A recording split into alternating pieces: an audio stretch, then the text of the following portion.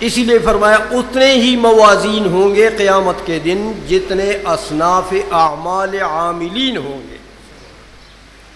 انہوں نے تو موازین کے لفظ کو جمع اپنی حقیقت پر رکھا، اس لیے انہوں نے یہ تعویل کی ہے، لیکن علماء اور محققین کی اکثریت یہ فرماتے ہیں کہ میزان ایک ہے، دو بھی نہیں ہے، لیکن موازین جمع کا اطلاق ہوا۔ آپ جانتے ہیں کہ تفخیم شان کے لیے بھی جمع کا اطلاق مفرد پر بھی آتا ہے، ہاں، جیسے قرآن کریم نے بھی اس کو استعمال کیا، تفخیم شان کے لیے جمع کو استعمال کیا۔ کذبت قوم نوح المرسلین، نوح علیہ السلام کے قوم نے مرسلین کی تکذیب کی۔ اب نوح علیہ السلام کے قوم کی طرف تو ایک نوح علیہ السلام آئے تھے اور کوئی نبی تو نہیں آیا تھا، لیکن نوح علیہ السلام کو مرسلین سے تعبیر کی ہے، تو یہ ہے وہ تفخیم شان کے اولو العزم نبی تھے، اس لیے گویا کہ ان سے تعبیر کی گئی مرسلین سے۔ اور ایسا ہوتا ہے، قرآن عظیم نے دوسری جگہ ان ابراہیم کان امتن، ایک ابراہیم علیہ السلام کے اوپر امت کا اطلاق کیا۔ اب امت لفظاً تو مفرد ہے لیکن معناً یہ جمع ہے۔ تعویل کرتے ہیں علماء کہ ایک ابراہیم علیہ السلام کیسے امت ہیں؟ فرمایا حضرت ابراہیم علیہ السلام میں اتنے اخلاق حسنہ ہیں اور ابراہیم علیہ السلام میں اتنے کمالات ہیں کہ وہ تمام کمالات اگر امت پر تقسیم ہو جائیں تو پوری امت اتنے کمالات کے لیے جامع نہ ہوگی جیسے ایک اکیلے ابراہیم علیہ السلام جامع ہیں۔ اس لیے تفخیم شان کے لیے کبھی جمع لفظاً کبھی جمع معناً کا اطلاق ہوتا ہے، تو اس لیے موازین کے متعلق محققین نے فرمایا کہ میزان تو ایک ہے، لیکن یہ جمع کی تعبیر تفخیم شان کے لیے ہے کہ وہ اتنا عظیم الشان میزان ہے کہ بہت سے موازین جو کام کر سکتے ہیں، اکیلا یہ ایک میزان اتنے موزونات کو تولے گا۔ اور کیسا میزان ہوگا؟ نضع، فرمایا ہم نصب کریں گے، وضع کریں گے۔ وضع میزان کی کیفیت علماء یوں بیان فرماتے ہیں کہ جب محشر بپا ہوگا، اللہ جل مجدہ جب خود قاضی ہوں گے، عرش معلی کے دائیں طرف اور بائیں طرف سامنے میزان لگ جائے گا۔ حسنات کا جو پلڑا ہے وہ عرش کے دائیں طرف ہوگا، سیئات کا جو پلڑا ہے وہ بائیں طرف ہوگا۔ جنت دائیں سائیڈ میں ہوگی عرش کے، دوزخ بائیں سائیڈ میں ہوگی عرش کے۔ حسنات کا جو پلڑا ہے، نیکیوں کا پلڑا، وہ نور کا ہوگا، سیئات کا جو پلڑا ہے وہ ظلمات کا ہوگا۔ نور و ظلمات کا مطلب یہ ہے کہ وہ کالا سیاہ ہوگا اور یہ چمکتا دھمکتا ہوگا، نورانی ہوگا۔ اور آپ جانتے ہیں کہ ظلمات کا رزلٹ اور نتیجہ جو ہے وہ گناہوں کا رزلٹ اور نتیجہ جو ہے وہ ظلمتی ہے، گناہ کا نتیجہ ظلمت ہے۔ حدیث شریف میں آپ پڑھ چکے ہیں کہ حضور نے فرمایا کہ جب ایک بندہ مکلف ایک گناہ کرتا ہے تو دل پر کالا داغ پڑ جاتا ہے، حدیث پڑھی آپ نے۔ اگر نمازی آدمی استغفار کر لیتا ہے تو اللہ معاف فرما دیتا ہے، وہ داغ مٹ جاتا ہے، اور نہیں ہے تو دوسرا گناہ کرتا ہے تو پھر ایک اور داغ لگ جاتا ہے، پھر تیسرا کرتا ہے تو پھر اور داغ لگتا ہے، حتیٰ کہ اس کا دل ایسا کالا ہو جاتا ہے جیسے توے کا کاربن والا طرف جو ہوتا ہے، ایسا کالا ہو جاتا ہے. حضور نے فرمایا پھر نصیحت کی بات اس کے اندر نہیں جاتی ہے کہ دل کالا ہو گیا، دل کاربن لگ گیا دل کو، اس لیے وہ نصیحت اور خیر خواہی کی بات اگر آپ اس کے سامنے کرتے بھی ہیں تو وہ اندر نہیں جاتی. تو گناہوں کا ثمر ظلمت ہے، اندھیرا ہے، سیاہی ہے، اس لیے وہ سیاہ پلڑا ہوگا، وہ چمکتا دمکتا نورانی پلڑا ہوگا. اس طریقے سے وضع میزان ہو جائے گا. ایک روایت میں آتا ہے کہ صاحب میزان تول جو کرے گا وہ صاحب میزان کون ہوگا؟ تو ایک روایت میں آتا ہے کہ حضرت جبریل امین ہو. دوسری روایت جو مرفوع روایت ہے اس میں آیا ہے کہ حضرت ملک الموت ہو. یہ روایت ذرا زیادہ راجح ہے، اس کو مرفوع کہا گیا ہے کہ ملک الموت گویا کہ وہ تولیں گے. اللہ جل مجدہ حضرت آدم علیہ السلام کو بلائے گا.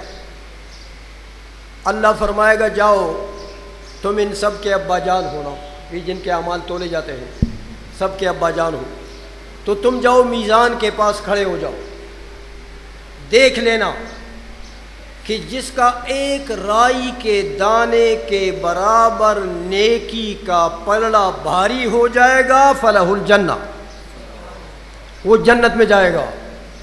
اور جس کا ایک رائی کے برابر گویا کہ وہ سیئات کا پلڑا بھاری ہو جائے گا فلہ النار. یہ قانون وضع کر کے اللہ جل مجدہ حضرت آدم علیہ السلام کو میزان کے ترازو کے پاس کھڑا کر دیں گے کہ دیکھو پھر تول جب شروع ہوگا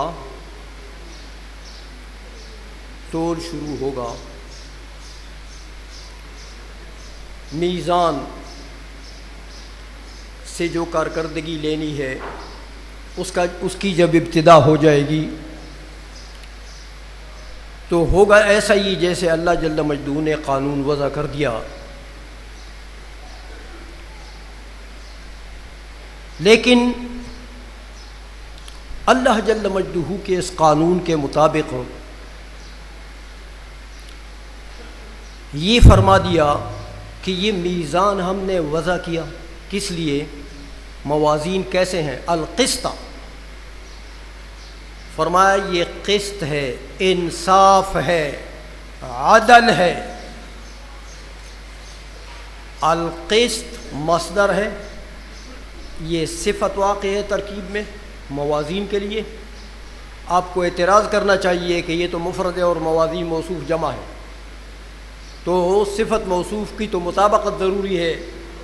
ہاں افراد ترکیب افراد اور جمع میں تو یہاں تو نہیں ہے، لیکن اس کا جواب آپ نے علماء سے سنا ہوگا، اسی لیے آپ نے اعتراض نہیں کیا کہ آپ کو اپنے اساتذہ نے بتایا ہے کہ مصادر جو ہوتے ہیں یہ اسماء اجناس ہوتے ہیں، اور مصادر اسماء اجناس قلیل و کثیر سب پر اس کا اطلاق ہوتا ہے، اور مصادر مفرد ہی رہتے ہیں، مفرد رہ کر کثیر پر ان کا اطلاق ہوتا ہے.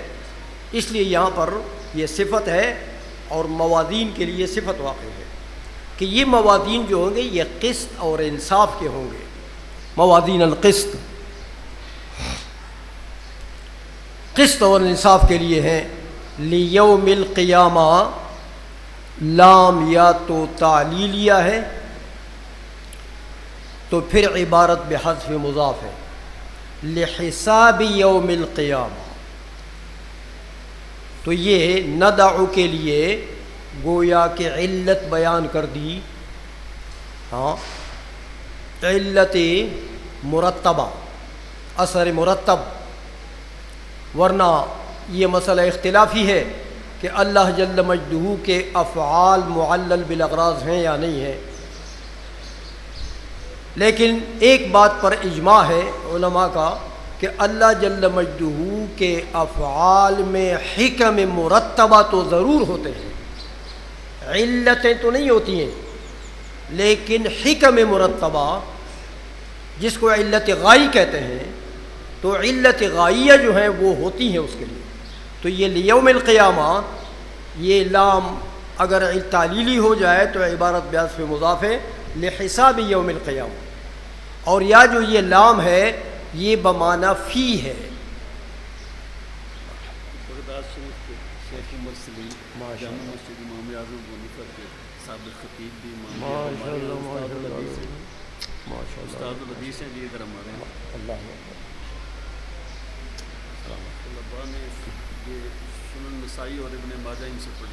ماشاء اللہ برکت ہے جناب، کئی برکتیں ہیں۔ تو حضرت کی حاضری بھی اب میری اور بھی ذرا حوصلہ افزائی ہو گئی، الحمدللہ ان کی برکات شامل حال ہوگی تو میری زبان سے شاید کوئی اچھی باتیں نکل جائیں، یہ نظرات کی برکتیں ہوں گی۔ تو بہرحال لیوم القیامہ یا لام بمعنی فی ہے، فی یوم القیامہ کہ قیامت کے دن یہ گویا کہ نصب میزان ہوگا، لیکن یہ نصب میزان جب ہوگا اہل سنت و جماعت کا عقیدہ تو یہی ہے، جیسے امام بخاری آگے فرما رہے ہیں کہ وَأَنَّ أَعْمَالَ بَنِي آدَمَ وَقَوْلَهُمْ يُوزَنُ، یہ اہل سنت کا عقیدہ امام بخاری رحمۃ اللہ علیہ نے ترجمۃ الباب کا حصہ بنایا اور اس کو بیان کر دیا، لیکن اصل میں اس ترجمۃ الباب میں اس چیز کو شامل کرنے سے امام بخاری کی غرض یہ ہے کہ معتزلہ کا رد ہو جائے، ورنہ یہاں ترجمۃ الباب کے لیے صرف وہ آیت کا حصہ کافی تھا، لیکن یہ جو آگے شامل کر دیا کہ وَأَنَّ أَعْمَالَ بَنِي آدَمَ وَقَوْلَهُمْ يُوزَنُ، یہ اہل سنت کا عقیدہ بیان کر دیا۔ چونکہ معتزلہ آج کل بھی معتزلہ ہے، میں تھوڑی سی بات کروں گا۔ معتزلہ اس زمانے کے جو معتزلہ تھے وہ میزان پر وزن اعمال و اقوال کے منکر تھے، ان کا عقیدہ تھا، اور وہ کہتے تھے دلائل میں بھی کہ بھئی اعمال یہ عمل کی جمع ہے، عمل تو یہ عرض ہے، اور اعراض کے متعلق قانون ہے کہ العرض لا یبقى زمانین، عرض میں بقا نہیں ہوا کرتا، عرض تو جیسے آ جاتا ہے فنا ہو جاتا ہے۔ جیسے میں بات کرتا ہوں تو جو لفظ پہلے نکلا دوسرے لفظ کے آتے ہی وہ باقی تو نہیں رہتا، وہ لفظ ختم ہو گیا۔ وہ فرماتے ہیں کہ اعمال یہ عمل ہے، عمل کی جمع ہے، اور عمل جو ہے یہ مصدری معنی ہے، انتزاعی معنی ہے، ایک انتزاعی چیز ہے، اعتباری چیز ہے۔ مصادر جتنے ہوتے ہیں اعتباریات ہوتے ہیں، انتزاعیات ہوتے ہیں، لہذا یہ انتزاعی چیز ہے اور یہ اعتباری چیز ہے، اس میں بقا نہیں ہوتا۔ تو جب بقا نہیں ہے بھائی تو تولتے کس چیز کو؟ وہ تو فنا ہو گئے، آراز ہے، تو اعمال تو مکلفین کے سارے فنا ہو گئے، تو پھر تولتے کس کو ہو؟ اس لیے جب تول نہیں ہے تو میزان کی بھی کیا ضرورت ہے؟ اور پھر دوسری بات کرتے ہیں کہ دیکھو اللہ جل مجدہ کو تمام مکلفین کے اعمال قبل الخلق بھی معلوم ہے، جب مکلفین کو نہیں بھی پیدا کیا تھا اس وقت اللہ کا علم اجمالی تو ازلی ہے، تو جب وہ ازلی علم ہے تو ازلی علم سے وہ جانتا ہے، تو پھر میزان اور تول کی کیا ضرورت ہے؟ تول تو انسان کرتا ہے کسی شے کے وزن کو معلوم کرنے کے لیے، پھر جب اللہ کو پہلے سے معلوم ہے ہر کسی مکلف کا عمل اور اس کا وزن، اس کا اجر و ثواب، تو پھر تول کی کیا ضرورت ہے؟ اس قسم کے دلائل جو ہیں وہ دلائل عقلیہ وہ معتزلہ نے دیے، اور انہوں نے کہا کہ بھائی یہ اعمال کا وزن کا معاملہ نہیں ہے، یہ وزن کی ضرورت نہیں ہے، اور یہ باتیں جو ہے یہ محض عبارت ہے عدل سے کہ اللہ عدل کرے گا، بس باقی تول وول نہیں ہے۔ لیکن اہل سنت و جماعت نے دو طریقے سے جواب دیے، ایک تو یہ کہ وزن عمل یہ امر ممکن ہے، علماء کلام کا یہ قانون ہے کہ جو شے ممکنات میں سے ہو، محالات عقلیہ میں سے نہ ہو، ممکنات میں سے ہو، اور صادق اس کی خبر دے تو باس اس پر ایمان لانا ہے۔ لہذا وزن عمل یہ ممکنہ امور ممکنہ میں سے ہے، تو جب یہ امور ممکنہ میں سے ہے اور قرآن نے اس کی خبر دی، قرآن نے کہا والوزن یومئذ الحق، والوزن یومئذ الحق،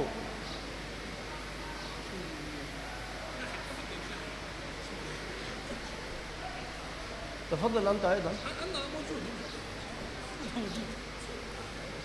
موجود ولكن في خلف لا بس